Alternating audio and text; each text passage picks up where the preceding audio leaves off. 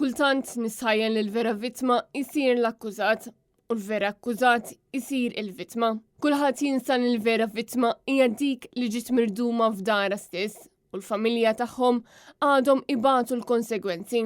Hekk kiteb Carmel Patch, l-armel ta' Miriam Patch feluq l-4 snin minn meta kisa ħubieret martu tilfet ħajjita meta ntredmet taħt it-tifrik tad-dar tagħha stess fi triq Joseph Abela Scolaro fil-Ħamrun. Miriam Patch kienet om ta' 55 sena u kien ir-raġel tagħha stess li wara l-inċident informa lill-pulizija li martu kienet spiċċat maqbuda. Fil-post tiegħu fuq il-medja soċjali Carmel Patch kompla jgħid illi dan huwa ir-reba' anniversarju iswed minn meta ħajjet Miriam ġiet maħsuda u l-ħajja tal-familja tagħha inqelbet ta' taħt fuq minħabba ir-reba tan-nies. L-inċident kien seħħ fit-2 ta' Marzu 2020 u kien anqal sens ta' niket u rabja kbir kif ukoll sejħiet għar-riforma fis-settur. Żewġ periti kienu nstabu ħatja ta' omiċidju involontarju u ingħataw sentenza ta' ħabs sospiża flimkien ma' 800 siegħa xogħol fil-komunità waqt li l-kuntrattur għat-ħaffir Ludwig Demek u l-bennej Nikola Spiteri għandhom il-każ tagħhom jinstema' mill-qorti kriminali.